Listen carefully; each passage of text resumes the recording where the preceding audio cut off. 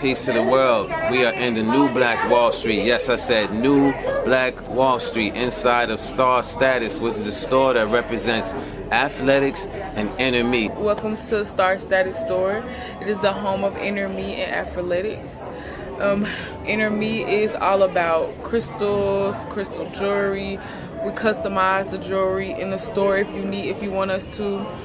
We have bracelets, earrings, necklaces, and then with athletics, we have the world's first conscious sportswear brand. Created sports logos and put it on sports apparel. So you can see right here we have Mansa Musa on the basketball shorts. We also have the ancient Egyptian Kemetic Herus on football jersey, tackle twill, captain's tag, heavyweight mesh, all quality material, authentic sports apparel. And y'all come see us at the new Black Wall Street Star Status store on Choctaw Street. Peace.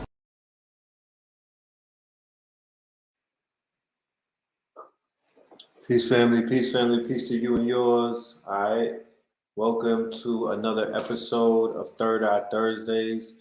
You are now rocking with the best. Yes, this is your host for the evening, Brother Red Pill. Peace. What's good? Shalom, shalom. All right, shalom. Let's go ahead and do the roll call. Before we even begin the roll call, how's the audio sounding? We're not mic'd up today. I'm just going straight through the computer. So let me know how it sounds. Let me know what's the audio like and whatnot before we move forward. I appreciate that. All right. Peace to Texas. Shout out to Texas in the building. Love and light. Audio is good? Okay. All right. We in the building. Let's do roll call. Where y'all from? You know what I'm talking about? Peace to Texas. All right. Another Texas in the building. Peace to Denver, Mississippi. All right. Dominica in the building. Tallahassee in the building. PG, Maryland in the building. You feel me? Seattle, Houston, I see you. Brooklyn, Brooknall, all right. Rome, Georgia, that's what's up. PG, we got, PG is lit. Let me find out. Colorado, Kokomo, Indiana, is that what it is? Sacramento.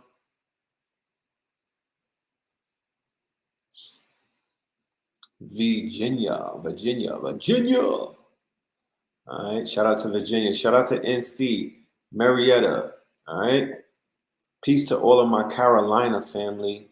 I don't know if y'all are aware of it, but we are looking at the Carolinas as the next stop for the Facts Initiative tour.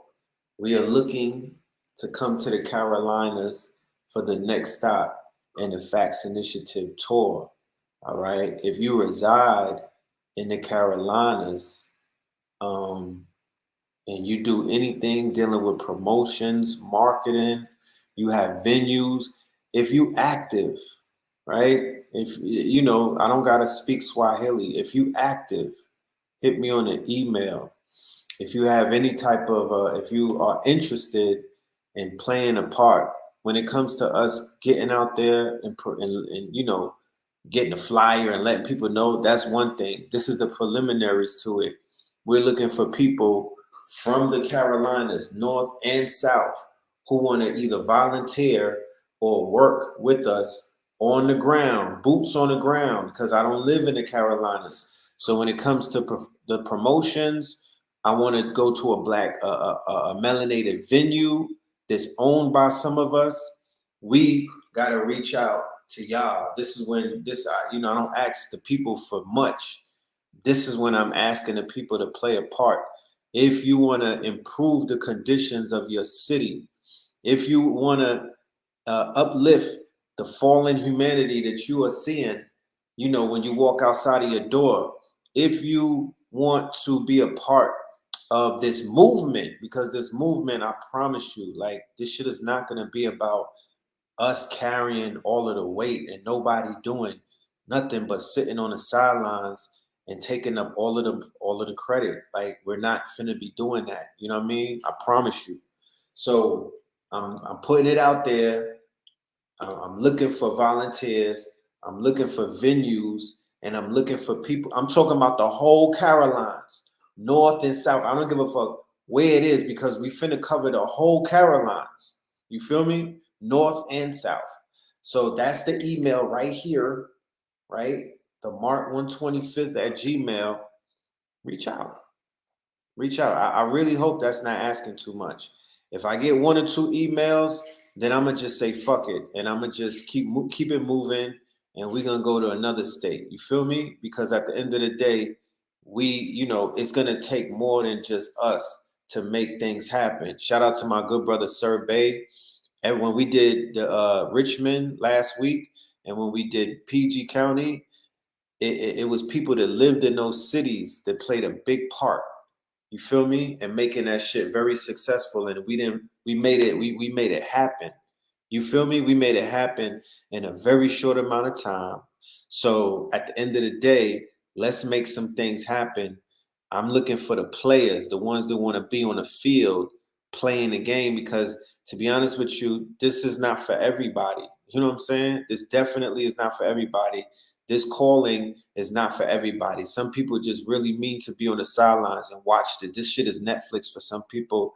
But for some people, this is in their blood. This is in their veins and whatnot. Shout out to Norfolk, Indiana, H-Town, NC once again, Charlotte, once NC again, Charlotte, all right?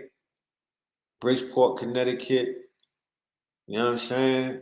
If you all right, well, hit me on the email. Give me your email. It's right there, bro. Can you see my face? Well, right next to my face is the email. You see gmail.com? That's the email, fam. The Mark125th at Gmail. You feel me? Tuscarora checking in. Shout out to Tuscarora. Queen City in the house. Yeah, I'm excited. We looking for a place that could fit about 300 to 400 because every day, every time I go live, there's so many people from the Queen cities, from the Carolinas in the building. I'm like, shit, we need to. This gonna be a movie. You know what I'm talking about? This is gonna be a movie. So let's make it happen. If you really want to make it happen, then make it happen. Stop capping and make it happen. And I'm going to just leave it at that. You feel me? I know y'all can hear the frustrations in my voice because I promise you, sometimes this shit gets tiring. You know what I mean? Y'all have no idea what it takes to make certain things happen. You know what I'm talking about? We make this shit look easy. But, it don't have to be. It could be more easier than it is. You know what I mean? It could be more easier than it is. So let's make it happen. All right. Flatbush by way of Georgia. What's popping with you, bro? You know what I'm saying? You're moving to Stone Mountain in a few months. Do y'all know that on 9/11, right? On 9/11, we are going to be gathering at Stone Mountain once again. The same thing that we did on, I think it was July the 11th, when we went and we had hundreds of people and we climbed Stone Mountain.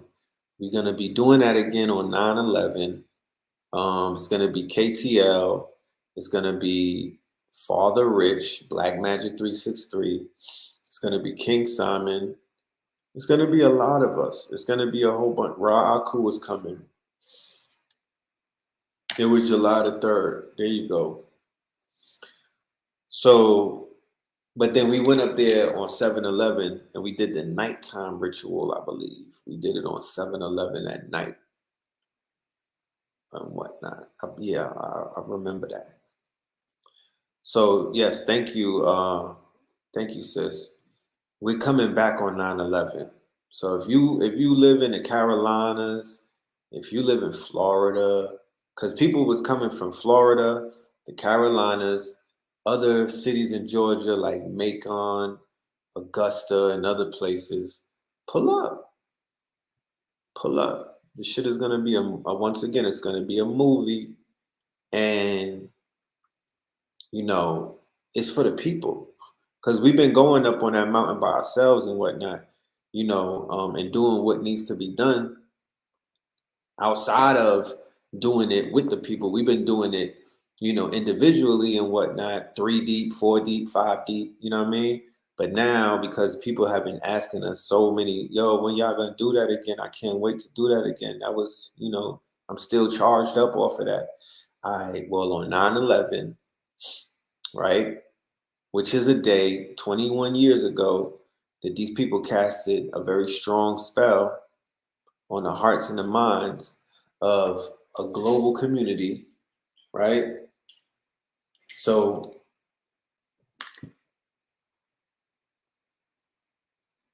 we're gonna tap in, okay? We're gonna shake that matrix and whatnot. We're gonna break a few of those spells and whatnot, and we're gonna be presently present on top of that crystal mountain on that day to send out some energy to the motherfucking universe, and declare some things that I'm not gonna talk about right now. You gotta be there to see it. So we'll be there, and I can't wait to see whoever pulls up, and we could chop it up.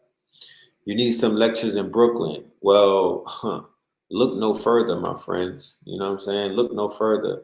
The brother A.A. Rashid will be in Brooklyn Saturday. Well, he'll be in Manhattan Saturday and Sunday with his special guest Blue Pillar, right? And I will also be there as I'll be there filming. We'll be live streaming. So you don't even have to you don't got to be in New York to be a part of that or to be in the building. It's going to be a master class, right? You can find the tickets at KTLUniversity.com. All right, KTLUniversity.com. You'll be able to get those tickets. So for all of my New York City family, we have not forgot about you. We're going to be doing more things in NYC. That's home base and whatnot. We'll never forget the city that made us. And but we got work to do on the road as well. I'm talking about Pope Pablo will be with A.A. Rashid in New York City this weekend, and they're gonna be turning up high level metaphysics, high level Kabbalah, high level shit. You know what I mean? So you'll see everything that you need to know. I'm not answering no questions. KTL University, if you want to get the tickets, is sitting there, waiting for you. And you'll see everything at the top of the page and whatnot. The brothers in Indiana need an awakening. Right. Dope. Yeah, man. Brothers in Indiana need an awakening. Yeah, man. Shout out to the brothers in Indiana. LA. Yeah, shout out to the Los Angeles family. You know what I'm talking about?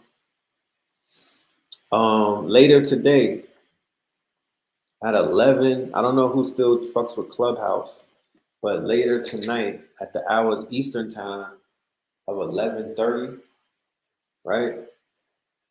We're gonna be appearing on Clubhouse. Let me pull up the page for you.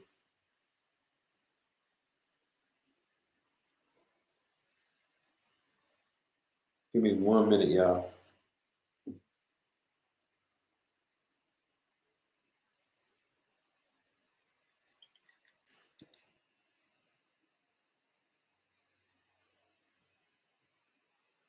This is gonna be the show.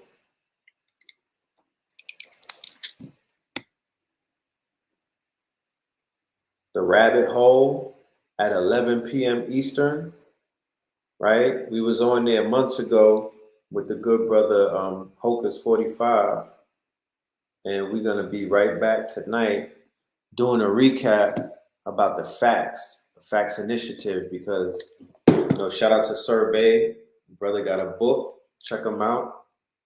It's on Amazon. Your Gift, Your Passion, Your Purpose. That's my good brother Sir Bay. Shout out to the sister. She gave me this book, A Brief History of Mind Control, right? This is the author, Eric Penn. This is her father. at one of the events. I believe when we were in Maryland, Sister blessed us, me and Blue Pill, with this book right there, A Brief History of Mind Control. Real good read. Whew. So yeah, we doing a lot of reading and shit these days. I'm trying to get, not trying to, but I'm sharpening up the sword. So, it's very important that you keep your nose in those books. It's very important to keep deep diving into those books. You know what I mean? Because information is endless, information is priceless, knowledge is power, and you can't know everything. You know what I'm talking about? I don't think there's nobody that knows everything. So we on a mission to continue to learn, and I'll never stop learning. Like I will never stop learning. I'm never gonna be content with anything in the field of learning. I'm never gonna be content. I'm always gonna be on edge. I'm always gonna feel like, I'm catching up and I need more. You know what I mean? So, I'm in that mode right now, doing more research and just, getting my thing together, sharpening up my sword and still pivoting away from things that don't serve me anymore. You feel me? Still gotta pivot. We still gotta get out of this comfort zone and challenge ourselves and do things that haven't been done before. So, that's the shit that keeps me excited because to be honest with you, this YouTube and this all of this other shit is it's not that exciting to me, unfortunately. I mean, I don't know how much more we could do to make it what it is. But one thing that keeps me excited, one thing that I love doing, and I haven't kind of that hasn't left me, is pulling up live, going places, standing on, meeting people, and being in these venues where real people are, where real people are. This internet, like I've been so inundated with the internet, with social media. I've been, I'm so much in the matrix, especially since 2021 and in 2022. Like in 2021, people were still going outside, but I was, like me, I could speak for myself. Like I was really inside. I was more inside than I've ever been in all of the 40 plus years of my life. Like I can't really count to no year other than when I was a baby. I think even as a baby, I was outside more. But in 2021 and even in 2022, like me moving to Atlanta and shit like that, I don't, I'd be in the house, bro. You know what I mean? I mean, we got a social club that we run. We got a little lounge that we just got it recently.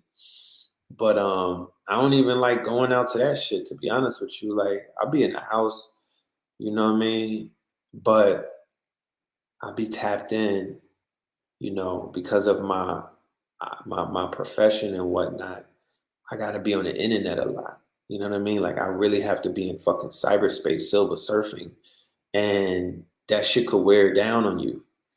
So I really want to take, I'm planning a digital detox. But before even doing that, what makes up for being on my phone and in front of these computers is when I have to go to a venue and meet people in real fucking life. You know what I mean? I like that. I like that. I appreciate that.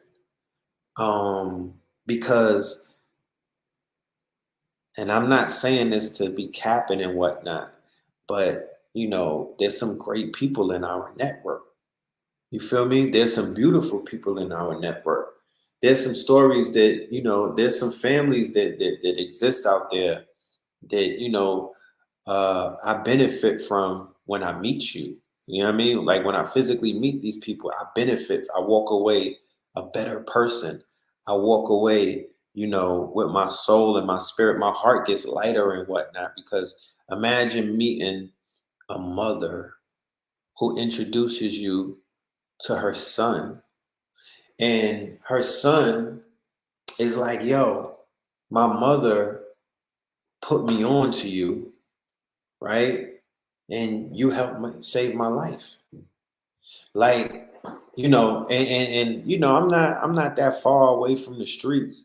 So sometimes I could look in a person's eyes and whatnot. I look in their face and I could look in their eyes and body language, it speaks more than verbal, right? I could look at a nigga body language and tell that they really telling me the truth. You know what I mean? Like I could look at somebody's face when they be like, yo, I was about to kill myself. Or I was really out there in these streets. I could look at a nigga and be like, yeah, you was. I could feel it. You know what I'm talking about? Like and they like, yo, your family helped save my life. Or the people in your network helped save my life. Or, Dr. Sabi helped save my life. Like all of these saved my lives. You know, it's a good quote unquote it's good for appreciation purposes, because you never know what somebody is going through. So when they hear shit like that, you might be walking them off of a ledge. You know what I'm saying? You might be helping to, verify certain things that they didn't have verified. You know, you might be uplifting somebody who may have been down for the day. You know what I mean? Because shit be happening. So to know, right? To know that I play a purpose in somebody's rites of passage. Shout out to Jefferson in the building. Shout out to Athletics. What up, God? To know that we play an active role in somebody's rites of passage, because what the rites of passage that I'm referring to, of course, is not necessarily the rites of passage that we all are familiar with, like the streets rites of. No, I'm talking about consciousness rites of passage. Making it through the fire and whatnot, making it past the fear and the doubt and the shame, because you could get shamed for wanting to eat healthy. You could get shamed for not wanting to be a Christian. You could get shamed for wearing, your art. This right here is an heirloom, right? This is the feathered serpent, Quetzalcoatl. This is an heirloom passed down from one of my deceased relatives and whatnot. So I wear this proudly, you know what I mean? Like this ain't just no regular jewelry piece. This shit is passed down through my family.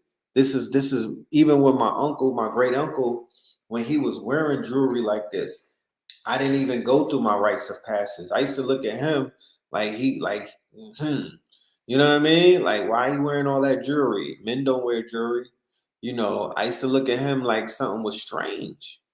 And what up, Sandra? It's my people's right there. But I understand what it is now because I went through that rites of passage, and now I really could give a fuck about what anybody has to say. I'm not worried about what nobody has to say when they see me wearing jewelry or whatever. I don't have nothing to prove to anybody. But I'm able to measure my growth and development just by shit like that. So the rites of passage and consciousness is making it through the grinder, making it through the fire, making it through the pressure, making it through all of these eyes on you, and people are fake judging you and talking about you behind your back. Some people even lost family members, loved ones. You know what I mean? Relationships had ended it because of choices that you made to better yourself, right? To eat healthier, to eat cleaner, to live better, to get up off of your back and whatnot. Motherfuckers that just walk out on you. You know what I mean? Like I lost a relationship many, many, many moons ago as a result of that. We grew apart. We grew apart. I'm gonna check that show out with Dr. Be Serious. That's my guy right there, man. Try to tell you niggas, you know what I'm talking about? I try to tell you niggas. I'm glad y'all know now. You know what I mean? I was out here trying to tell you. So for everybody who's made that step in that direction and whatnot, you was persecuted, and you niggas laughed at you and whatnot. Motherfuckers was sleeping on you, and now they the same ones hitting you up talking about, yo, you got exemption papers. You know what I mean? yo, you know, can you you know what I mean? Can you get me one of those crowns by the brother 19? Yo, you ever heard of Goldwater? You know what I'm saying? Like all of these things that people now come around with, you know, it's like poetic justice. You know what I mean? Like I said before, I've said it on many occasions. On this walk that we're on, the people that you walked away from, they're gonna come back. They're gonna come around, right? They're going to wake up eventually. They're gonna one day figure it out. Versus you going back to where you came from. So you got to ask yourself, what's the scenario ultimately going to be like in the next 10 years? Are you going to go back to being a knuckle dragger and prove them niggas right? Or are you going to stay in your path, right? Or are you going to continue to improve yourself? Or are you going to continue to level up? Or are you going to launch that business? Or are you going to shed the skin, right? That former skin that you had on you, and grow from that, like how a caterpillar grows into a butterfly, right? Are you going to continue to be on your path and let them niggas catch up to you, right? Or are you going to go backwards? You're going to moonwalk and backslide, and then they're going to definitely catch up to you. But when you go back with your tails, with your tail tucked and your head down and whatnot, they're not going to treat you the same that they were treating you before you decided to take the red pill. You're going to be persecuted. They're going to line you up. You damn right they're going to run into you. They're not going to treat you with respect because they're not even going to respect the fact that you couldn't stay on your motherfucking dean. And unfortunately, in 2016, 17, 18, 19, I seen a lot of people lose faith in what was known as consciousness or this community, and then they backslid, and then they went back to the hood, or they went back to whence they came from, right? Or they thought that the grass was greener on the other side. They decided they want to start eating pork again. They want to start smoking drugs again. They want to start gang banging again. You know what I mean? They want to start fornications. They want to start all of the weird shit that they were doing before they took the red pill and whatnot, right?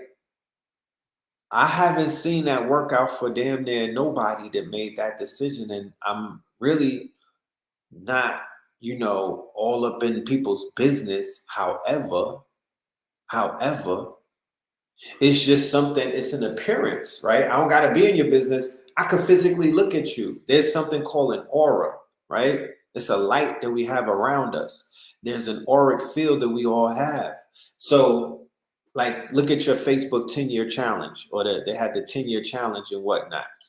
You can physically, you don't have to use the aura camera. You don't have to take the aura photography. With the naked eye, right? If your eye, if you have sight and whatnot, especially if you got third eye vision, you could look at somebody's pictures and see, like, you had a dim light around you. You were not shining like that. You didn't have the Bruce Leroy glow, right? When you were in when your lights were dimmer, right? Because you were not vibrating on a certain frequency, so you were not electrified like that. You were not in touch with this quote unquote with this field of energy. It appears, how people talk about they photogenic and whatnot. Remember, you didn't have filters the way that you have them now in 2022 and 2012. People's filters, you didn't have the unless you was nice with Photoshop. You can see it. You can see it. So people who tap in and they get that glow, I have yet to see a motherfucker say, all right, I'm going back to the hood. I'm going back to the savages. I'm going back to the bando, right? And then they glow up even more. Maybe I've missed the nigga who defied the odds, but I haven't met that person yet. I say all of that to say, stay the path, right? I try my best when I have these conversations, right? Regardless if I'm doing a fucking rant or if I'm talking to you calmly or if I'm breaking it down even with a presentation, like when I did the thing about narcissism and other things, you know, I try my best to paint a picture, right? I try my best to paint a picture about, you know, some of the fallacies that many of us are walking with in these communities, right? When we sign up for consciousness, but we sign up to this shit to be a popularity contest, and it's not a focus on your growth and development or self-mastery. I try my best to point out the fatal flaw in that. I try my best to show people how, even though that may be how you were introduced to this consciousness through watching black men argue, right? By watching people pick sides and whatnot. They was out there drilling in 125th Street. It was drill culture, right? We point fingers at the drill rappers, but what's the difference between the Hebrew Israelites versus the niggas from Kemet? Is that not drill? Do you not have a op? Are they not online taunting each other and whatnot? I just watched a 3-hour documentary on No Limit, G Herbo and them, right? On YouTube. Shit was crazy, bro. These little niggas. These little, bro. Shit. I mean, goddamn it, Chicago. What the fuck? Man, I thought I knew it. I thought I knew the story. You know what I'm talking about? I thought I knew the whole story. I thought I knew, and I didn't know. And I didn't know. These little niggas out here is on one. That this shit right here. That water they got going on in the hood. Man, let me tell you. So when I'm watching it though, I'm like, shit. I'm studying the beefs. Who killed who killed who in retaliation? Who shot? They shot niggas getting shot in the face 18 times. Like brutal shit. Like these little niggas is the level of brutality is unmatched. But nobody can't tell me that when them brothers was online going at it, beefing, that there was a line that almost got crossed where blood was about to be shed. Because once blood gets shed, right? Once somebody's head get bust, you can't turn back. And if you study, because I'm a Scorpio, so you know what we about. Sex, money, murder. You know what I mean? Like, I'm into shit like that. I like those underworld, the underbelly of society type exposés. I was watching the McAfee story on Netflix. The billionaire, remember dude who died recently? And he was the one who created the virus protection in the computers and what? That was a crazy wild boy, a crazy wild cokehead white boy. The shit was crazy. Anyway, shit like that I like. So when our community was in shambles and when they were being supported the same way that, because remember, drill culture was supported by the internet, by social media, most likely suburban white kids or Poindexters who really never got busy like that. And they were living vicariously through these quote unquote very impressionable teenagers, because we talking about 11 and 12-year-olds when they first started, 13 and 14-year-olds when they first started. These are babies, but they was out here killing shit. You know what I mean? And, when I was coming up, 13 and 14-year-olds was killing shit back then. So it's not nothing different. Going back to what I said, rites of passage.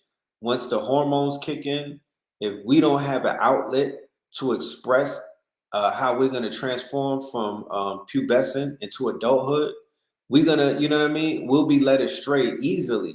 And that's what you see taking place in Chicago in the earlier years. And then now that cycle continues to whereas the children that are killing and drilling is starting at 13 and 14 and 15, right?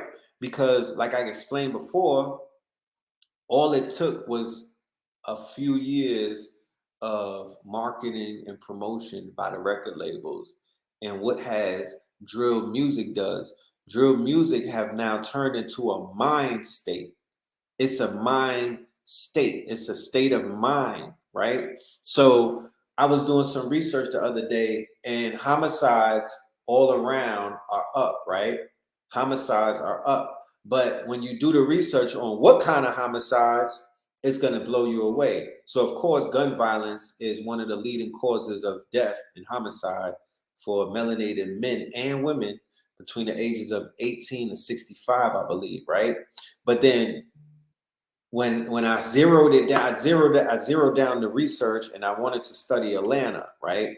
So Atlanta, the homicides in Atlanta skyrocketed in 2020 immediately after George Floyd situation, right? Once again, when they came through, right? That's what I'm saying. Books like this, A Brief History of Mind Control, right? Unnatural interference. It will help edify, you know what I mean? Your research mind. Anyway, what happened, or what's happening, is that, you know, they're utilizing the power of suggestion, right? And the power of suggestion has more, quote unquote, you know, the power of suggestion is more powerful than many of us give it credit, right? They say that when they went to war in Iraq and they had what was known as shock and awe, right? When they had all of the bombs going off the first night in 2003, the first day of spring, they went into the Middle East, and one of the operatives was to capture the hearts and the minds of the people. So fast forward to where we're at right now, why I keep saying that it's really about suggestion. It's auto suggestion at this point. Trap music, when the Jeezy era popped off, and then T.I. with the Trap Museum and all, that was also about suggestion, right? They were suggesting to poor Black men and women, right? Poverty-minded ghetto youth, that the way to get, the author on this book is Eric Penn, right? I don't know if it's on Amazon, but you could go and make the search, right? I don't know if it's on Amazon, but you can make the search. Eric Penn, A Brief History of Mind Control, right? So the frequencies in the music, the subliminal messages, right? Disastrous programming. So we all saw it, right? I'm sure that because some of you niggas was in Pampers when Jeezy and them came out. But for those of us that was outside and we was able to be in the midst of this shit, we saw how a movement came, a suggestive movement that suggested that you niggas turned into the snowman, right? They suggested to you that you would fare better selling coke instead of crack, because this is when everybody started becoming coke dealers. And they wanted to move bricks and everything. Before that, they were selling crack rocks. They was doing hand-to-hand deals. Now they wanted to be, you know, what's the nigga name on Power? They want to be Avon Barksdale. They want to be, my dude on Power. You know what I mean? Trap or die. Okay? Trap or die. So they went from hand to hand, fucking up the hood and whatnot. You know what I mean? Selling drugs to niggas' mamas, right? To becoming Big Meech. Everybody wanted to be Meech. That's really what it was about. It was about, you wasn't jacking T.I. Yeah, well, remember, Jeezy had the soundtrack to a real movement, right? So T.I., in my book, that nigga's cap. He wasn't no drug dealer. Tiny put him on. He talking about I created trap music. Where was you? You was a barber, my nigga. Trapping where? At Tiny's house? You was trapping on the Escape tour, nigga? Because she said that she put you on. So you wasn't doing that much. You're a rapper, right? You was a good rapper. Jeezy, on the other hand, he was attached to BMF. He might not have been the nigga selling the birds, but he made the soundtrack.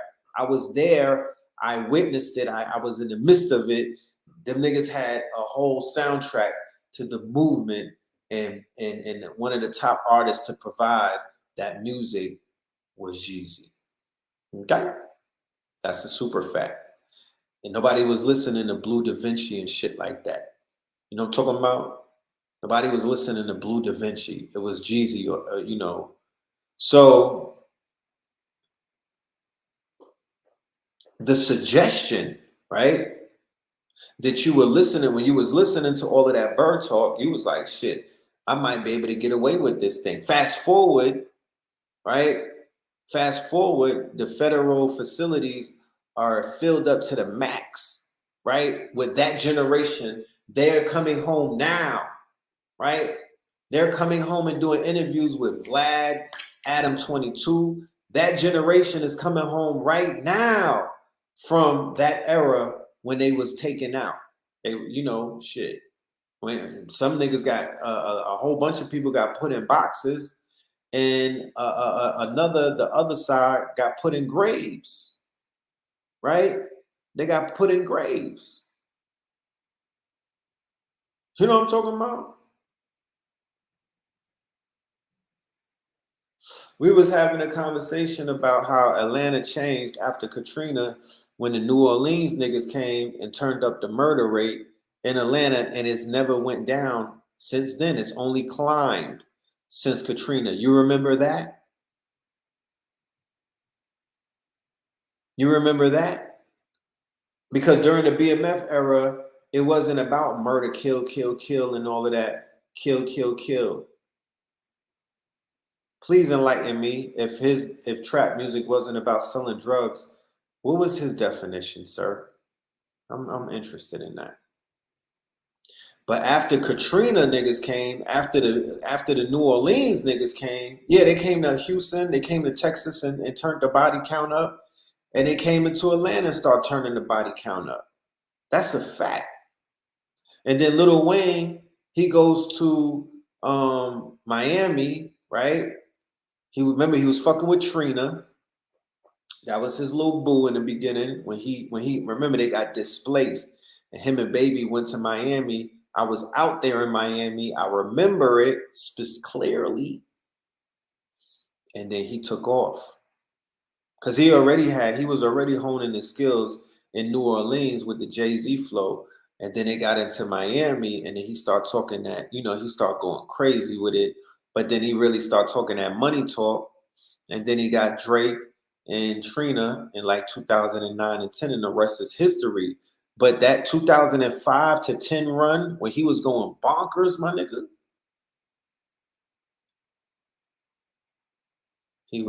that was suggestion. He was adding on to the auto suggestion, that people take these lyrics and they try to live these shits. It's an egregor, right? I remember being in Buckhead to 6 a.m. before Meech killed Wolf, and they shut down Buckhead and they start having a curfew out there. I remember the old Atlanta. The old Atlanta was lit, and it was safe. It wasn't the old Atlanta was party town. The money was out here. The women was more decent. You know what I'm talking about? I don't know where some of these gremlins come from. No offense, but the women's was decent. You know what I mean? The women was decent. They had some level of decency to themselves. You know what I'm talking about? But you know, this shit just went to the birds. This shit went to the birds. And the New Orleans niggas brought that murder game out here. People wasn't getting their doors kicked down and ran up and tied up and shit like that. You get your head bust in the club, you know what I mean? During the crunk era, Yeah, them little niggas, them wild niggas with the dreads and everything with the lock. They was busting heads, but they wasn't drilling in Atlanta. They wasn't trying to drill like that. They wasn't out there drilling niggas.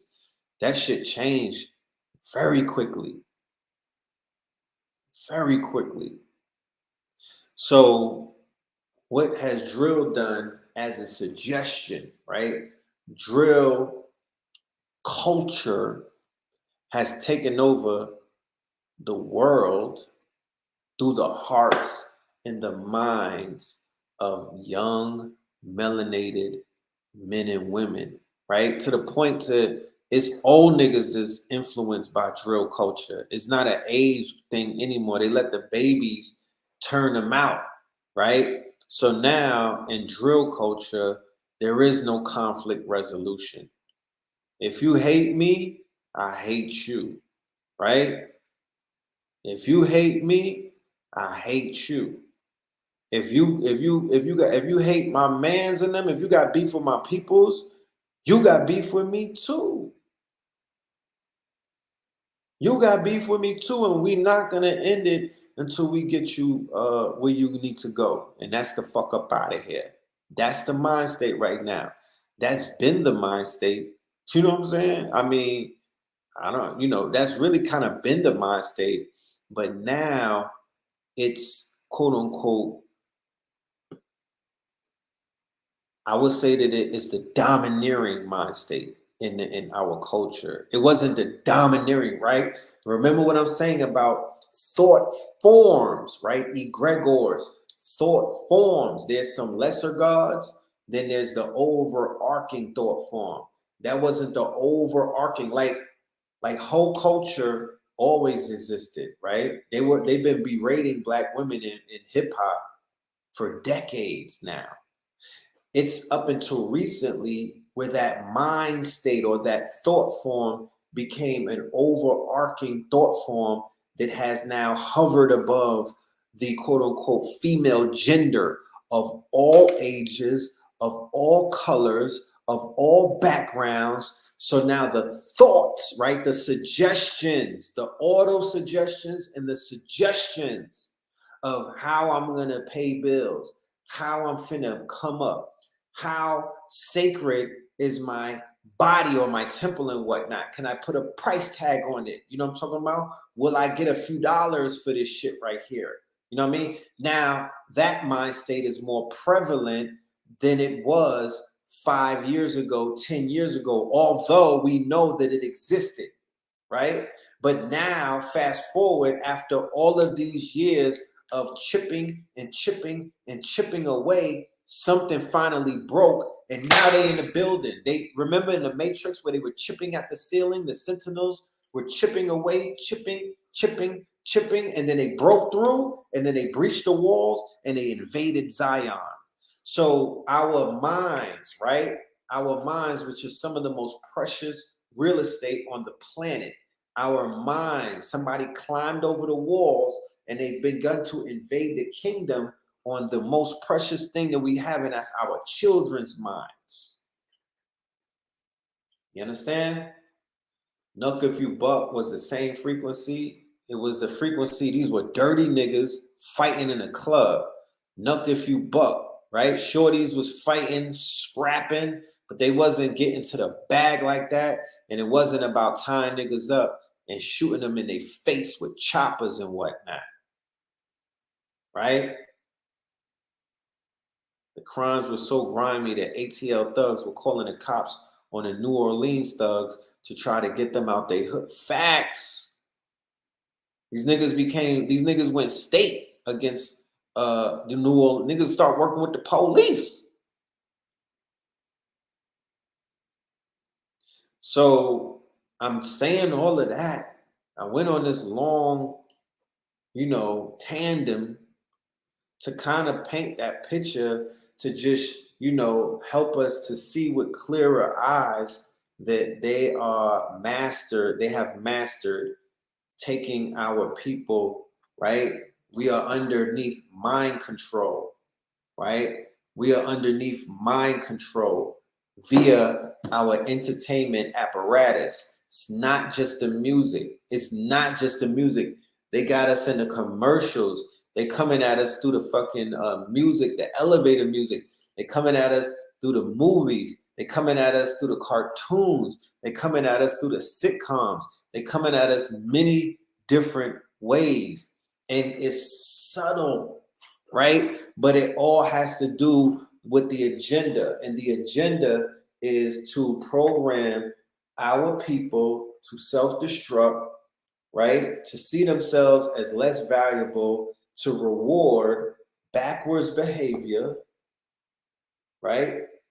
Suspect behavior, right? And to value, right, the lack of morality in our people. Where they reward people for displaying poor, quote unquote, a poor moral compass, a broken moral compass. You get rewarded for that in this modern day society.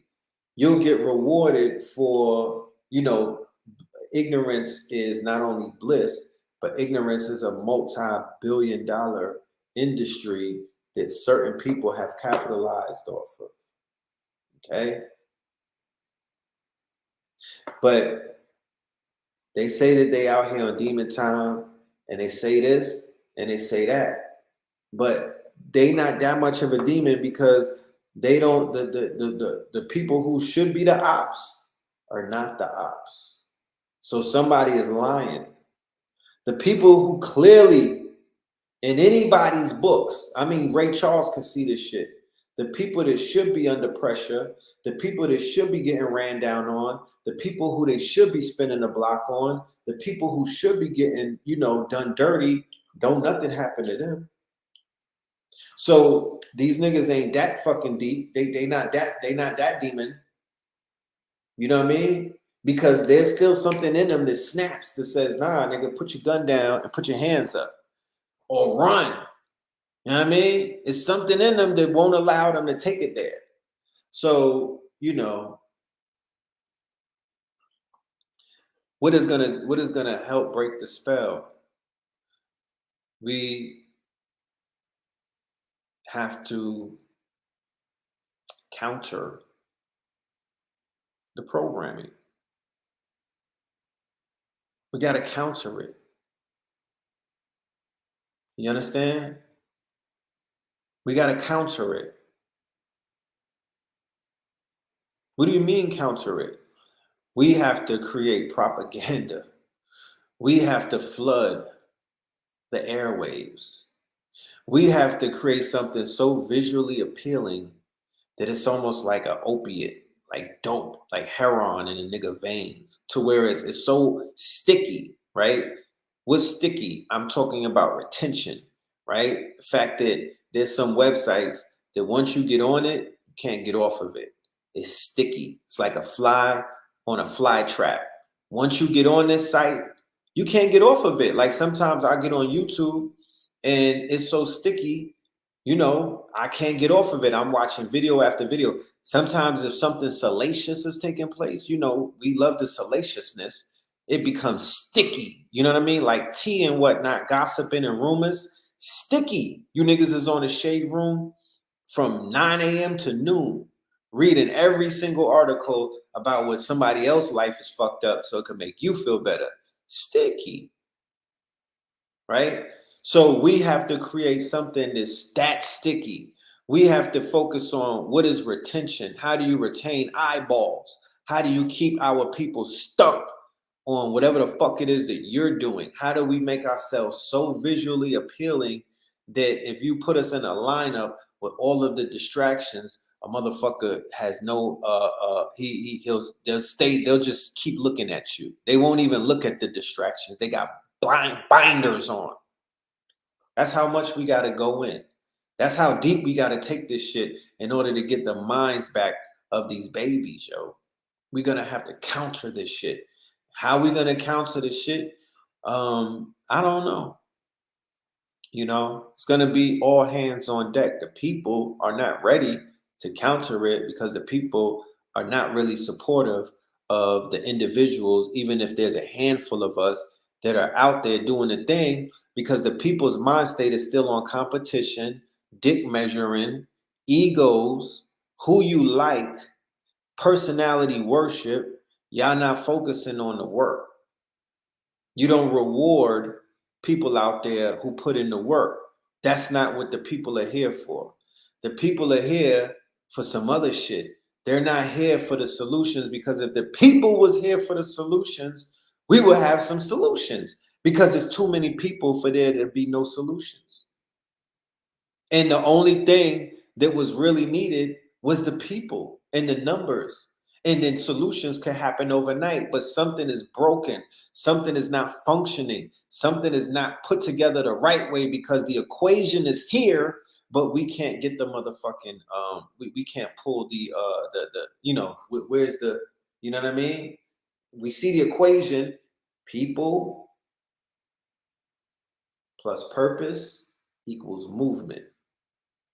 We got the people and we damn sure got the purpose, but there's no movement. And if you want to, I be talking about how shit been growing. I lied, nigga. If you want to really say that this snail pace movement is a movement, it's not a fucking movement. It's nothing moving for real. The shit is moving at a snail's pace. It's moving like it was only 500 of us in this whole thing. But look at what the LBGT was doing. You know what I'm talking about? Look at what the fucking immigrants is doing. Nigga, look at what the drill niggas is doing. It wasn't a whole bunch of them at first. And they took over the world.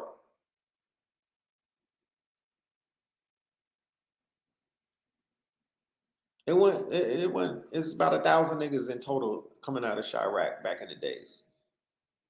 And all 1,000 niggas wasn't active. I would say it was 100 of the quote unquote rappers. They were in totality, it maybe less than 100.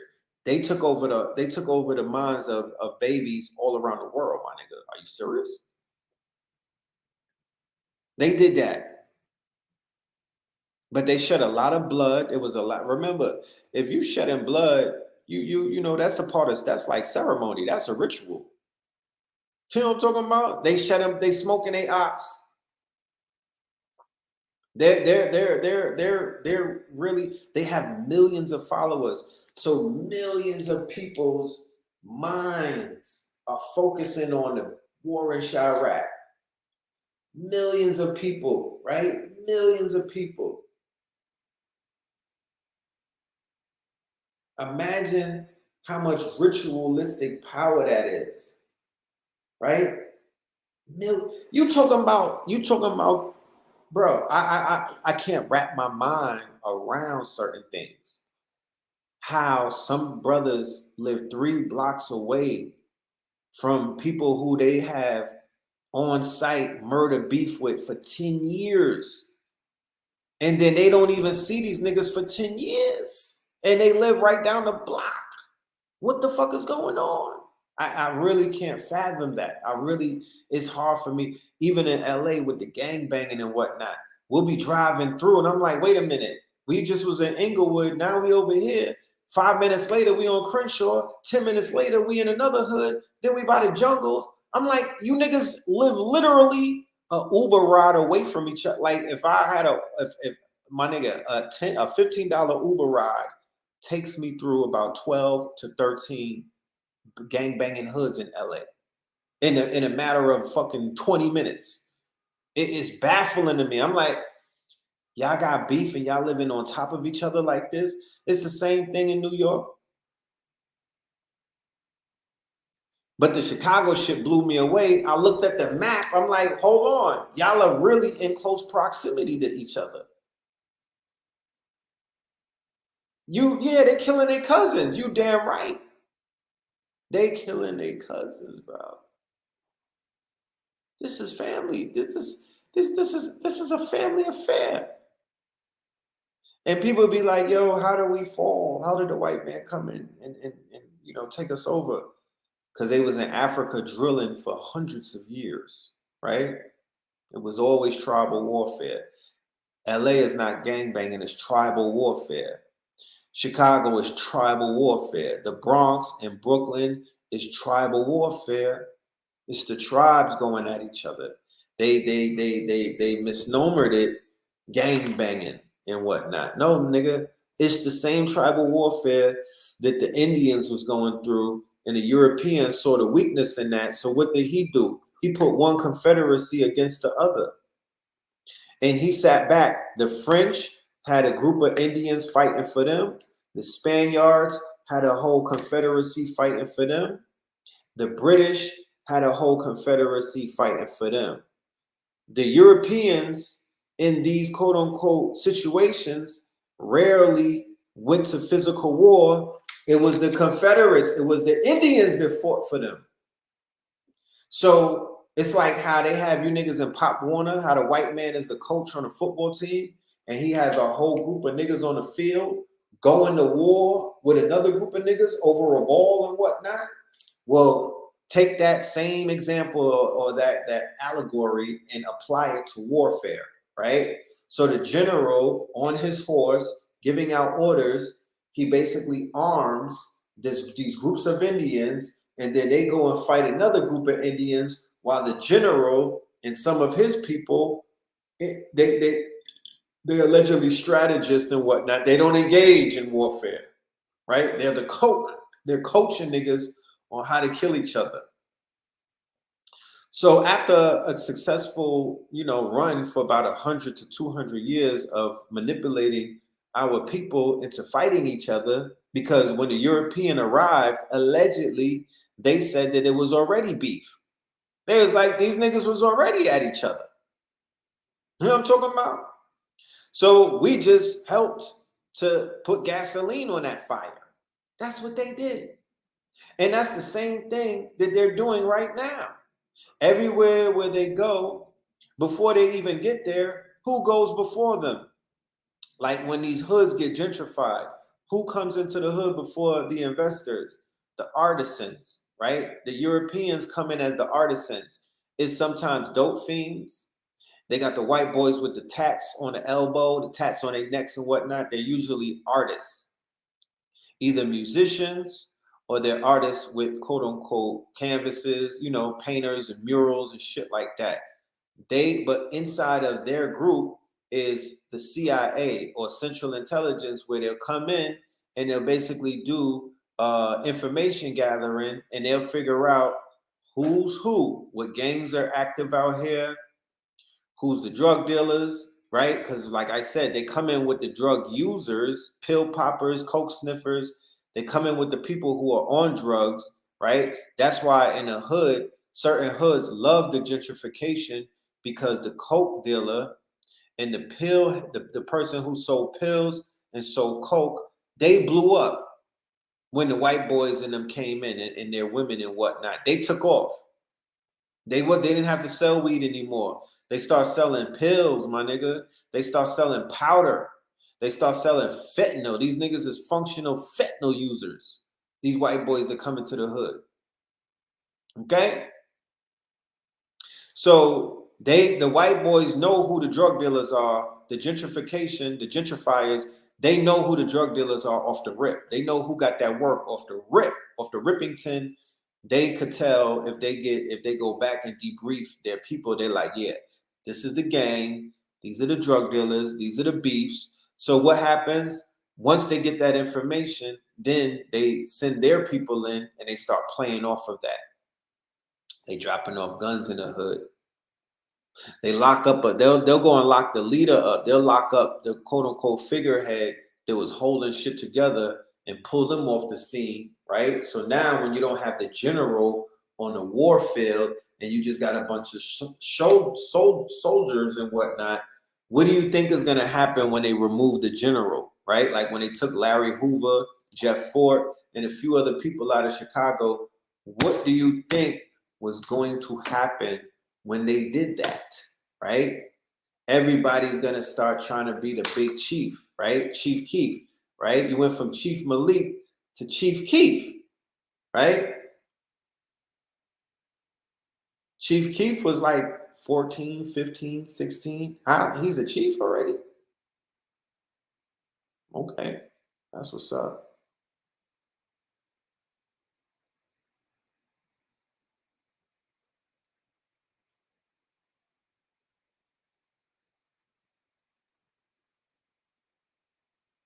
How much can we affect the masses? If the world has entered into an age of collapse, doesn't this play into the many spiritual prophecies? We may be only able to impact a small segment. All right, I hear you, right? That sounds like some of the shit that the occultists like to say. However,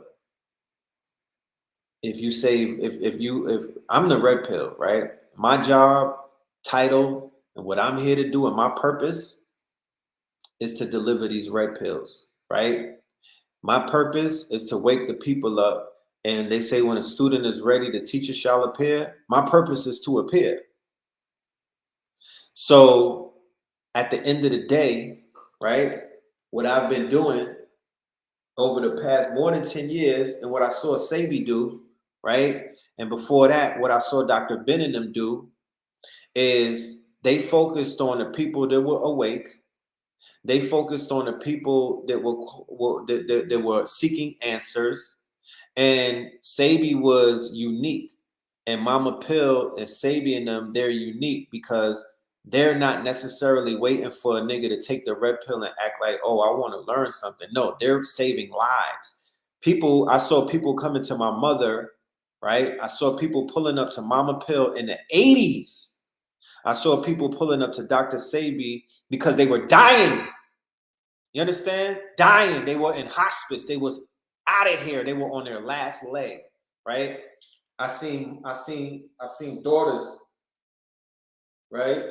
Destroyed, crying, hands shaking, body shaking, because they wasn't ready to lose their mama, right? And they brought their mother to get healed and to get cured. I don't want to hear, I don't want to go crazy on you occult niggas and drag you, right? I don't want to go dumb in here.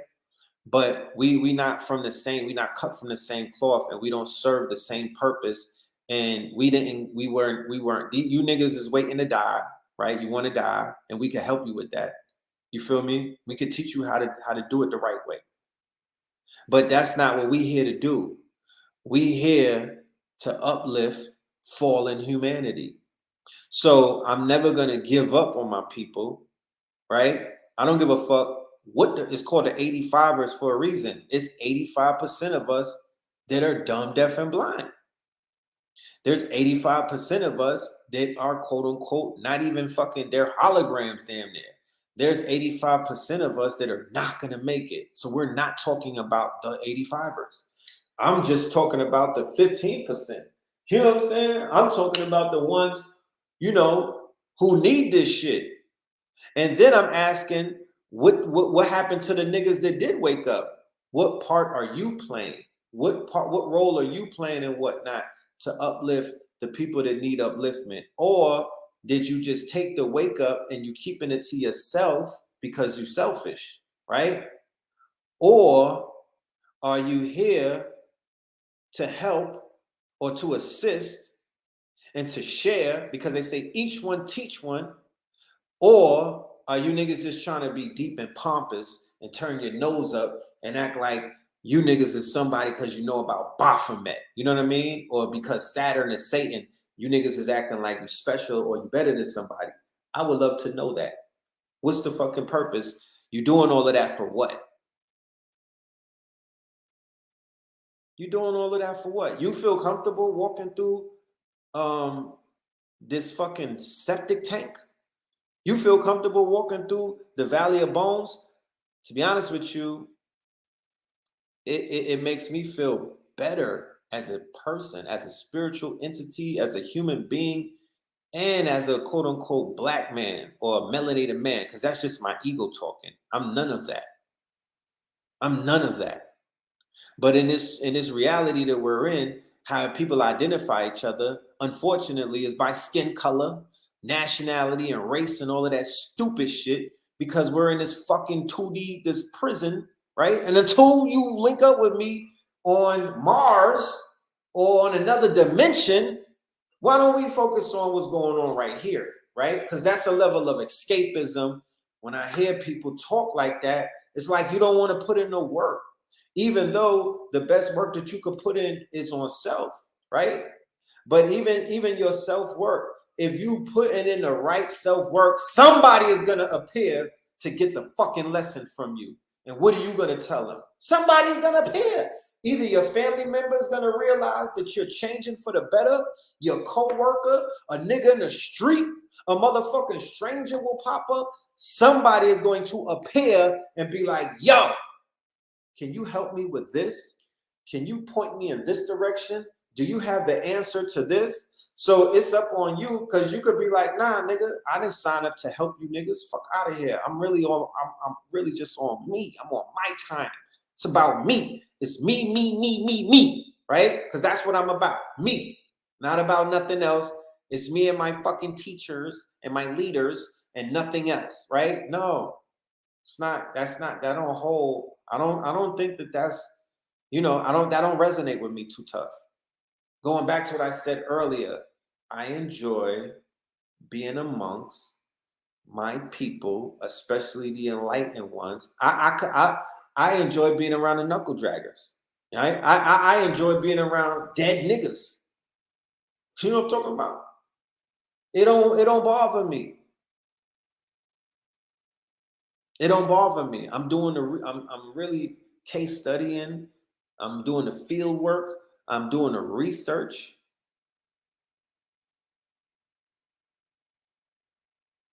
But especially when I get amongst those that are enlightened at festivals and other places, it's invigorating. I don't hate my people that much. It's invigorating. Red, what's the enemy and how do you identify enemy? The only enemy that you have is within you. You know what I mean?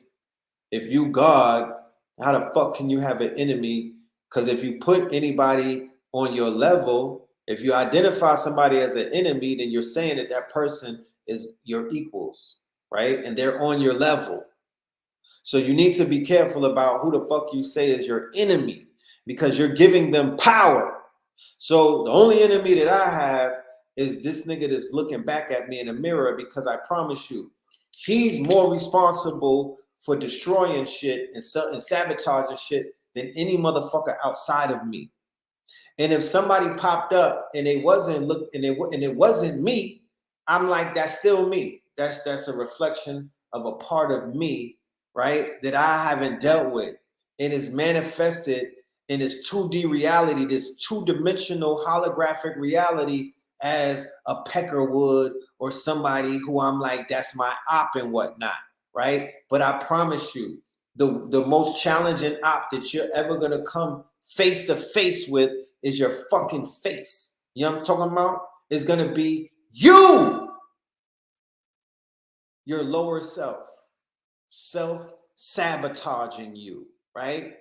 Finding a way to fucking trip you up, finding a way to sink you even lower into the sunken place, finding a way to put you in certain type of situations, you know what I mean? Suggesting to you to kill yourself, suggesting to you to take yourself and do certain things with, suggesting to you to sell your fucking body, suggesting to you to take penitentiary chances, suggesting to you to throw it all away because somebody bruised your ego, suggesting to you, right, to be dishonest and disingenuous to people around you who's keeping it tall with you.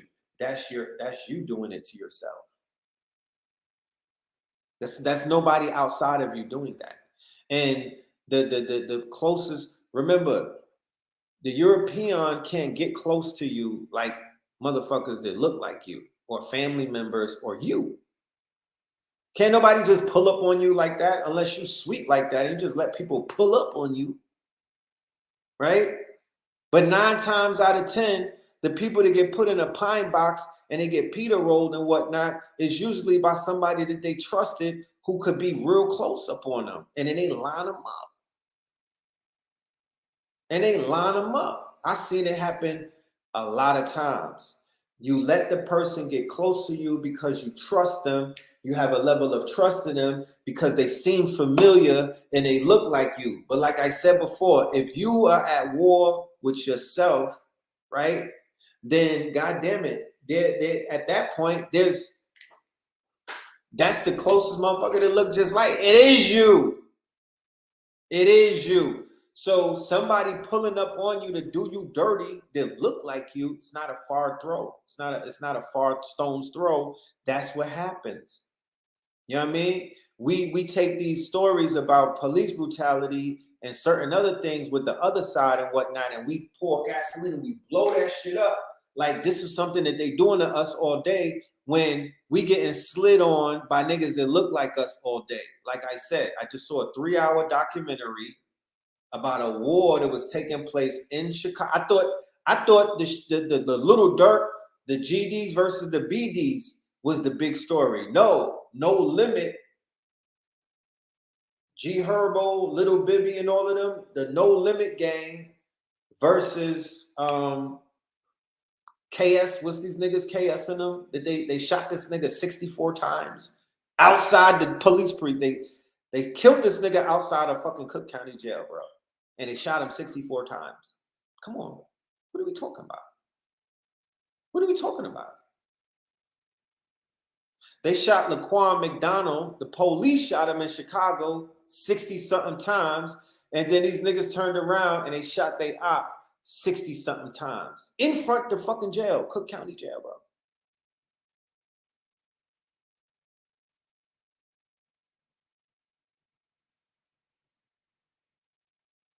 We talking about they got the war been going on since like 2012. Before 2012, mind you, 2010.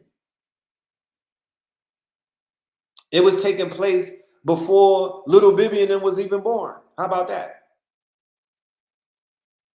Yeah, KTS Dre. They did him super dirty, right? And these killings set precedents around the world. Y'all don't understand the impact of the drill egregore, right? They're feeding an entity. They're feeding an entity. This entity is a thought form. It is a living thing, and it is hovering, and it has its fucking its tentacles stuck in so many people, bro. It's a life force. It's a life force. And it's claimed millions of lives already, I would say. Millions. There's some heavy mind control, bro. Some heavy mind control, fam. Big mind control. These little niggas had, I ain't even gonna get into it. You know what I mean? I'm not even gonna get into it. War, war's war, man. War's ugly. You feel me? But war happens on many different levels. You know what I mean? And if you study a gang war, you can't be surprised at the shit that you see because of fucking gang war. You know what I'm talking about? A war is a war. A war is a war. War is real. Nothing to brag about. If you can avoid war, avoid it at all costs because it's going to change you forever. Okay? Whether it's a street war, an online war, the war to roses, or straight up physical, because wars start in the mental plane before they get physical. It's a mental thing. It's an intellectual thing. Spiritual warfare. And it's a war going on outside. However, you gotta choose your battles wisely. You can't be fighting with everybody. It's gonna wear you thin. It's gonna wear you thin. How many years do you think, right? Because to be at war for more than 10 years, right? Like these young boys in Chirac was doing. Come on. Like, just think about it. The war in Afghanistan allegedly is over, and these little niggas are still at war, right?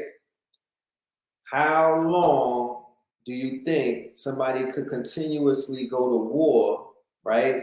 And it doesn't affect them on a heavy, and it doesn't take a heavy toll on their mental state? How long do you think that shit lasts? Because even with the army or the armed forces, you have soldiers that deploy and they have tours of duty and whatnot, and then they have to unplug and they might even come back and whatnot. But you know, some of these, they don't have no days off in Chirac. These little niggas don't have no days off. They've been going to war every single day, right?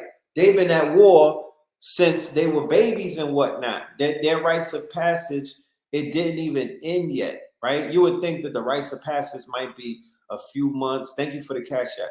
You would think that it's a few months. And for everybody on the channel, yes, the cash app is right there on the ticker. Phil Moreland. This is an independent platform. We don't get checks from YouTube. We're not sponsored by the government. You know what I'm talking about? And we don't have no deals with Mountain Dew, my nigga. So the people, right? This is a people-supported platform and channel and whatnot. And I appreciate the support of the people. And let's keep the support coming in and whatnot. You know, it can never be enough. You understand? It can never be enough. So this war that they have these babies fighting, right? Now, these quote unquote warriors that is like the little bibbies and the little herbs and whatnot, because they didn't get killed in the war, they're considered war veterans, right? And the war veterans are still making music and still doing what they're doing. Little Durk, Little Bibby, G Herbo, and all of them. You know, they bossed up, they in executive roles and shit like that. They're giving the hood some type of hope, because it looks like, here it is, these are war veterans, and they either have some type of spiritual protection, or they have some type of quote unquote, you know, something is cloaking, something is in their favor, right? Either God is in God did, like God has to be in their favor, because so many of their homies got killed and they didn't, right? So many of their friends got shot the fuck up and they're still here, right? They're still here, but these young men they're not young, they're not babies anymore, right? Because like I said, you would think that the rites of passage will last 30 days, maybe 3 months. No, it's been going on past 10 years. They're still in their rites of passage, some of these young men. Still at war, still being tested, because when you talk about drill culture, there is no, everybody has to die. There is no, you know what? We're just gonna go play golf, man. You know what? We've been doing this for 30 years. And our children got beef, right? They're going to school to fight each other now. We're just gonna call this off, like with the Bloods and the Crips. No, that's not how that shit works. This is a multi-generational war. This is you talk about breaking a generational curse. Well, take that shit off the radio then. Because they've been at war in Chicago since the gang started. They've been at war in LA since the fucking 60s and 70s, bro. So if you talk about breaking a generational curse, then I don't want to hear none of these niggas on the radio cursing. And when I say cursing, I don't mean profanity. I'm talking about these niggas is casting curse. They out here casting spells, and they're sharing curses on open airwaves about smoking on their ops, who they killed the other week ago, what woman they did dirty. You know, all of this shit is a level of spell casting. And they've been allowed to do this shit, right? While more quote unquote enlightened voices, people that are not at war, or men, black men or melanated men that are at war with the European, or we at war with the system, right? Like the political prisoners, or we're at war with the rednecks, or we're at war intellectually, right, with the agenda. No, they're not playing that on the airwaves. They're not playing that on the open airwaves where the small hats are, quote unquote, in charge of those airwaves. You would, man, If you are able to make that shit happen, you a bad motherfucker. You a bad motherfucker. But these streaming platforms, these quote unquote digital streaming platforms, the DSPs and whatnot, the YouTubes of the world, the Spotify's, the Pandoras, the Rap Caviars, the playlists and everything, they are catering to auto suggestions to continue the motherfucking curse, right? And they're helping to cast spells and cloaking it like, oh, nah, we just taking this dusty nigga out the hood and helping him out.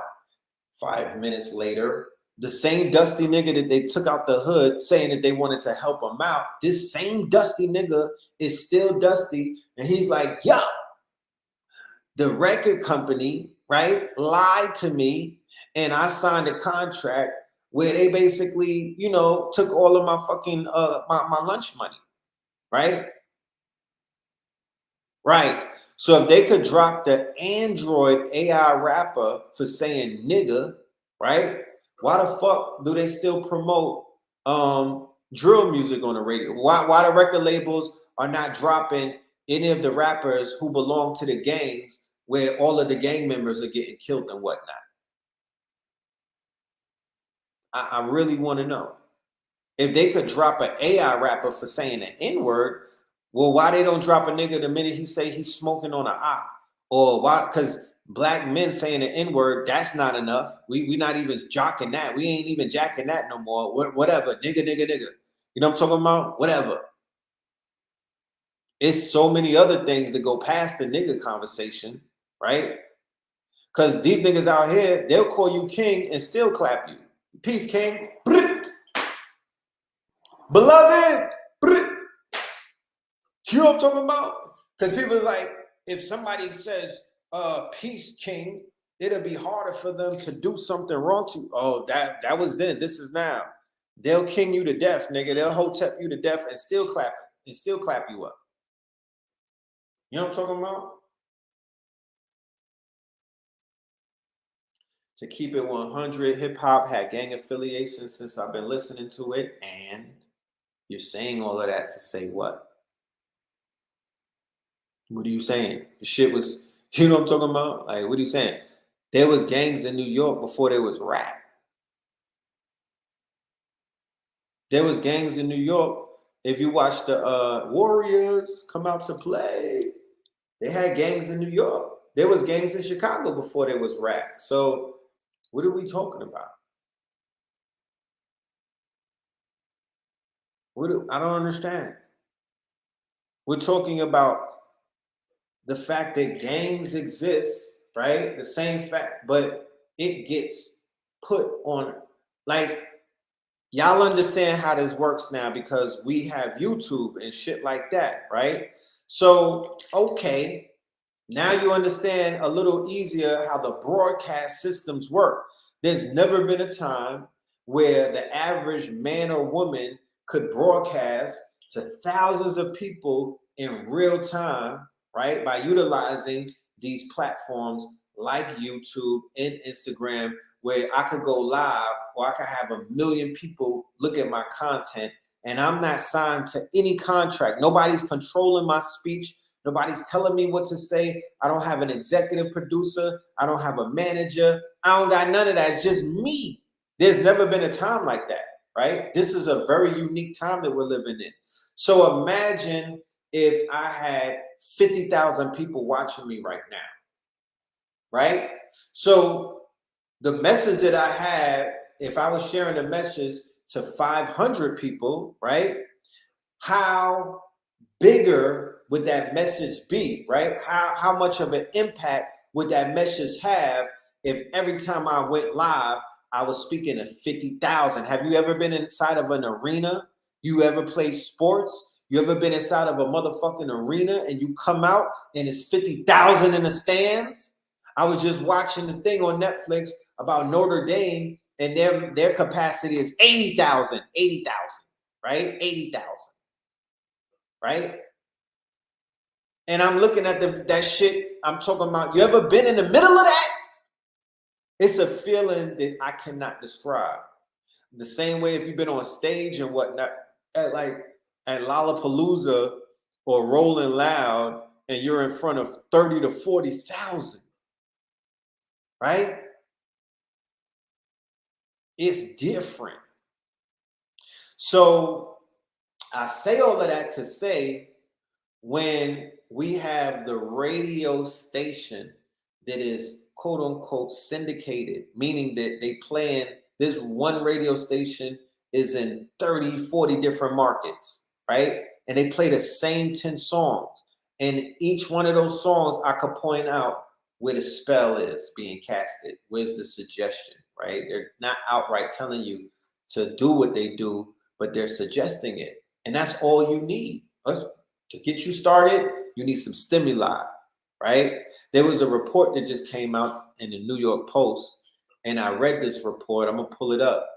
And it was talking about women and men and how women are more sexual, right? Women are more apt to cheat than men, right? Because they were saying that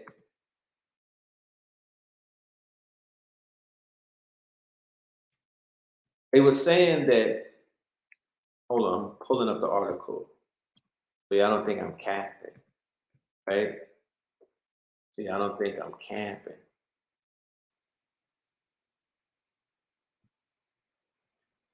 What they said was they wired up some women and men, like they wired them up, they wired their brains up, they were studying them. And women are more apt, right, to suggestion. So they were like, yo, all we have to do, or when they were doing the test, they was like, we were showing women and men suggestive pictures, right? You know, when you on Instagram and the thirst trap is popping out, look, women are more likely to cheat than men. Here's why. Science is finding that women struggle more than men when it comes to staying faithful in relationships. Even when your marriage is good, you still miss that rush of feeling so excited you can't eat or sleep when you're having such an intense time emotionally and sexually with a new person. That's what I kept going after, and what I couldn't say no to. That's how Anika, 45, from Melbourne, describes her experiences with cheating, and she's far from alone. And mind you, I'm just reading the article. I didn't write it, right? I don't fully believe everything that they're saying. However, it's good to just have this conversation, okay? It's just good to have the conversation. You know, I'm just introducing a narrative, right? Remember, ideas and concepts. We just did a segment. What the hell? We just did a segment on Brother Rich, Black Magic 363 with Supernova Slum. Shout out to Supernova Slum. And we did a segment a few days ago about the Red Pill movement. Not your brother Red Pill. There's a whole movement called the Red Pill movement, men going their own way. And something that you may be unfamiliar with is called the Black Pill movement, right? It's a little more intense than the Red Pill movement. So the Red Pill niggas is going to take this article and they're going to go crazy with it, right? Because it's going to prove their point that women is trash, right? And women secretly are worse than men. And the women are the real cheaters. That's not coming from me, once again. That's coming from them. And of course, these westernized publications are putting out these stories, and it's based off of some research that they said. So let's continue reading. According to a growing body of research, many women in long-term relationships are sexually adventurous and have secret lovers. I'll sway. I never heard of that. The view that it's mostly men who cheat because their partners lose interest in sex is outdated. Science says that it's actually women who struggle with more monogamy because they get bored in the bedroom. Women crave sexual variety And while some stifle their desire, others will be unfaithful. Okay? Let me read how they took the test. This was interesting. Now, and why am I reading this article, fam? Right? Why am I reading this article? I'm simply reading the article because I'm pointing out the power of suggestion, right? I'm pointing out the power of stimuli, right? Edward Bernays, Century of Self. Go and watch the documentary. Have a better understanding on how they market and promote anything agenda-based, any type of narrative or agenda or thought form. It will be marketed and promoted to you by multi-million-dollar brands and companies and entities. So it's through the music, through the commercials, through the movies, through the articles, through the pictures, through the blogs, through every form of digestible entertainment. Okay? And this is how they sell you ideas, and this is how they sell you products, and this is how they sell you their fucking Romanistic mind state, their Roman antics. So let us continue, right?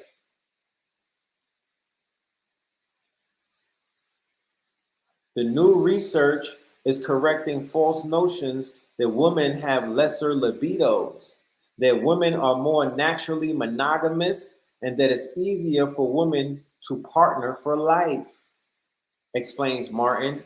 Women don't like sex less than men, but they do get bored of sexual sameness, right? The same peen, I guess. That's what they're saying. The same position forever. Spontaneous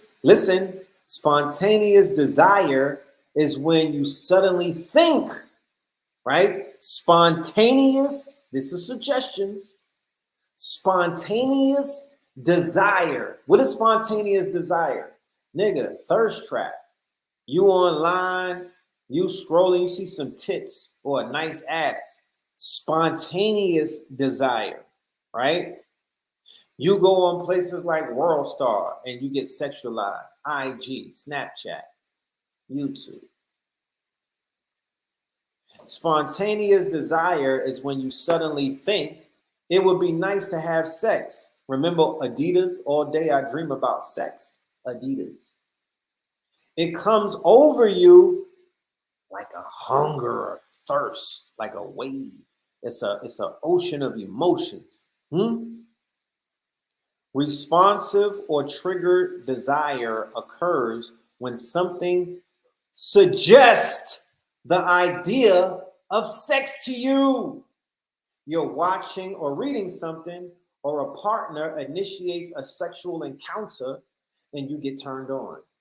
For that type of desire, women's libidos are every bit as strong as men's. We've internalized this idea that men are the randier sex, and that's untrue. I wish I had my bombs.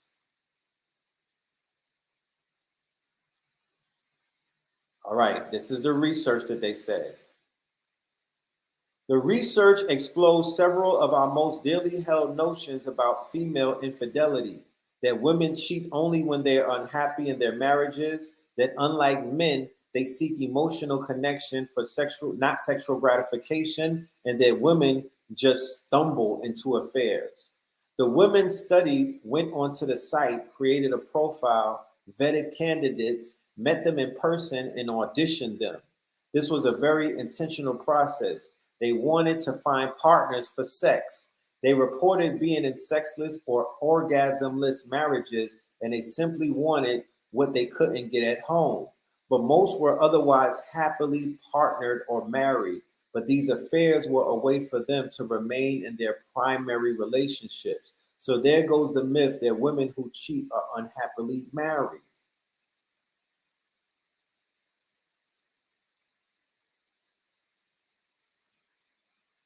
Now, sex researchers are entertaining the possibility that women simply need variety and novelty of sexual experience more than men do, right?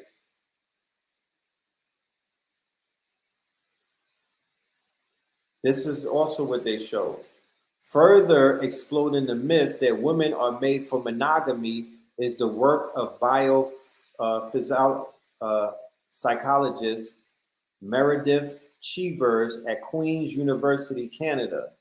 Chivers and her team invited men and women to watch porn while they had monitors on their bodies to measure their physical response in blood flow, which showed their sexual arousal.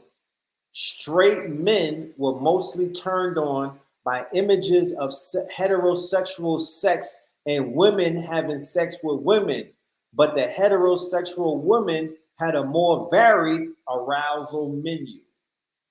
Women's bodies responded to men having sex with men, women having sex with women, men and women having sex, and images of an erection. We traditionally think men get turned on by everything, and the truth is that a woman's body responds to a more sexual stimuli. We grown, right? We grown, right? So we're gonna stay grown. We're not gonna act all childish with information like this. But goddamn it. But goddamn it.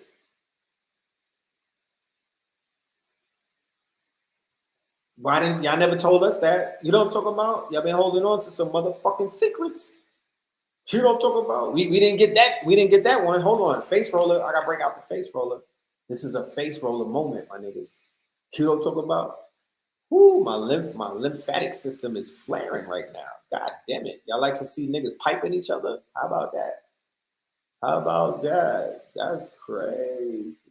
Yeah, that part. Y'all into shit like that, huh? All right. You know, y'all into shit like that. So the suggestions, right? All of these suggestions, they suggesting you to touch yourself like Tweet said. They suggesting you to be into, you know, men on men. It's suggestion. You want to be a voyeur. You want to see that shit. You know what I mean? That it arouses you. Stuff a law. You know? But I'm not here to judge. I'm definitely here to smudge, though. You know what I'm talking about? I'm definitely here to smudge. Look, we got the face rollers and we got the shit for your body, right? Fellas, you just got the research. You just got the motherfucking, I just gave you the data. Go and do what thou wilt with it. You know what I'm talking about? This shit right here will arouse them. You know what I'm talking about? Rub the right spot. You might get lucky tonight. But yeah, we got the face rollers on Red Summer merch. When you see the face rollers break out, then you know that a new album is on the way. That's all I gotta say. When the face rollers come out, then you niggas know new music is on the way. How about that? That's just a heads up. You know? Y'all niggas didn't believe in me. God did. You know what I'm talking about? God did. But yeah, man. But it's been a good conversation. I appreciate y'all. You know what I'm saying? You know, thank you for your time and shit. Good convo. You know, good conversation. We're gonna continue this conversation.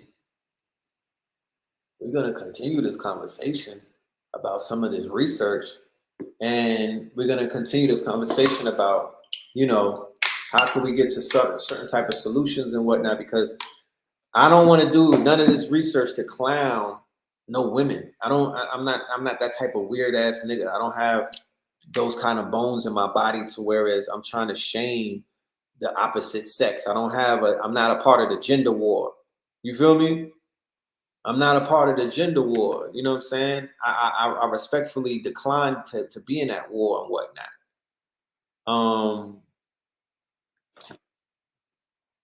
But what I will say is, you know, it's a war going on outside. And, you know, when we did that show with Rich and some of the shit that we doing right now is really to just, you know, it's to alleviate some of the tension that's going on and whatnot. You know what I'm talking about? Like, none of us is perfect, bro. We all perfectly flawed and shit like that. Like, I don't spend time pointing fingers because you point one finger and three is pointing back at you. right? These three is pointing back at you. Like, it's not even time for finger pointing. We're perfectly flawed as a people, and it's okay. Forgive yourself. You know what I mean? Let's not be that hard on ourselves, and let's try our best to find a resolve to whereas we could find some type of peace. You know what I mean? And coexist peacefully and whatnot, and get to the solutions, and do something honorable so these little ones don't throw us away like they threw away their elders in places like Chirac and other places where they turned, where the children revolted, and they went against their quote unquote their OGs. They went against the old guard and whatnot because they felt that they was not even relevant like that. It's like, what the fuck did these niggas do for us? So, let's do for them. You know what I'm talking about? Let's do for them. They deserve it. You know what I mean? They deserve it. Let's believe in them and let's do something for them to where we could build something out. But it's going to take a very long time before we even get there. So these are the preliminary steps that we have to take before we even get to talking about building out a city or some crazy shit like that. There's work to do. There's levels, y'all. So like I said, with that being said, KTL University for AA Rashid, Saturday and Sunday, NYC. Then September 11th, we will be in Stone Mountain, early rising, like 5:30 before the sun come up. Early rising. You know what I mean? This is about discipline. You got to push yourself to even get to that level and whatnot. To whereas you popping up at 4:30 and you feel good about it. And I've said it before, that's the magic hour. That's the cheat code for anybody that's trying to turn a new leaf over going into the third and the fourth quarter. 4:30 a.m. wake ups. Try it. I shit you not. You'll thank me later. You know what I mean? 4:30 a.m. on the wake up. You'll have a full day ahead of you. Magic happens like that. You know what I'm saying? So yeah, we're gonna be on Clubhouse. I'm going there right now. You feel me? I'm going there right now to Clubhouse. So if y'all want to pull up to Clubhouse, it's called a rabbit hole. Hocus 45 is the host. The rabbit hole on Clubhouse. Y'all pull up. We're gonna have the review of the Facts Initiative in Richmond and also in Maryland. We're gonna be doing a recap. I'll have Source Guard in the building, Survey, Blue Pill, myself, and a few others. And with that being said, love and light. I appreciate y'all. I'll probably see y'all before Melanin Monday on YouTube. Make sure you subscribe, hit the bell and all of that so you get your notification. Hit up the Cash App, Phil Moreland. Leave a tip, leave a donation. You know what I mean? And yeah, hit up Red Summer merch. We got the face rollers, and we also have some merch coming on deck. Kings County is going to pop back up. We got some new shit on the way. Look out for that. Love and light to y'all. Y'all stay dangerous. Peace.